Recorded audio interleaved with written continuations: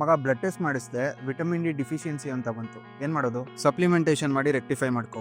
ಹೇಗೆ? Based on your deficiency 8ರಿಂದ 12 ವಾರಕ್ಕೆ ಒಂದು ಕ್ಯಾಪ್ಸ್ಯೂಲ್ ತಗೋ. Dosage 60,000 IU. ಯಾವಾಗ ಮತ್ತೆ ಹೇಗೆ ತಗೋಬೇಕು? ಬೆಳಿಗ್ಗೆ ಅಥವಾ ಮಧ್ಯಾಹ್ನ ಊಟ ಆದ್ಮೇಲೆ. ಇದು ಫ್ಯಾಟ್ ಸಾಲ್ಯುಬಲ್ ವಿಟಮಿನ್ ಆಗಿರೋದ್ರಿಂದ ಊಟದಲ್ಲಿ ಮೊಸರು, ಪನ್ನೀರು ಅಥವಾ ಮೊಟ್ಟೆಗಳನ್ನ ತಗೋ.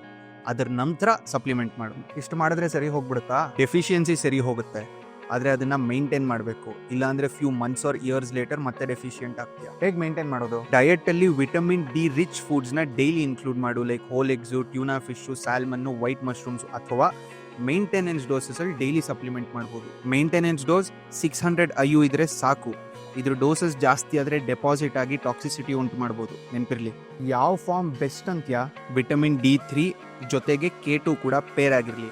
ಅವಾಗ ಬಾಡಿ ಇದನ್ನ ಬೆಟರ್ ಆಗಿ ಯೂಸ್ ಮಾಡ್ಕೊಳ್ಳುತ್ತೆ. Vitamin D3 plus K2 combination ಅಲ್ಲಿ ಸಪ್ಲಿಮೆಂಟ್ ಸಿಗುತ್ತೆ. ಓಕೆ, ಇವಾಗ ಡಿಫಿಷಿಯನ್ಸಿ ಸರಿ ಮಾಡಿಕೊಂಡು ಲೆವೆಲ್ಸ್ನ ಮೇಂಟೈನ್ ಮಾಡೋದ್ರಿಂದ ಏನು ಯೂಸು? ನಿನ್ನ ಬೋನ್ ಹೆಲ್ತ್ ಚೆನ್ನಾಗಿರುತ್ತೆ, ಮಸಲ್ ವೀಕ್ನೆಸ್ಸು, ಮಸಲ್ ಕ್ರ್ಯಾಂಪ್ಸು ಆಗಲ್ಲ, ಇಮ್ಯುನಿಟಿ ಚೆನ್ನಾಗಿರುತ್ತೆ, ಸುಮ್ಮನೆ ಸುಸ್ತಾಗಲ್ಲ, ಮತ್ತು ಡಿಪ್ರೆಷನ್ ನಿನ್ನಿಂದ ದೂರ ಇರುತ್ತೆ. ಕ್ಲಾರಿಟಿ ಸಿಕ್ತು ಮಗ, ಥ್ಯಾಂಕ್ಸ್.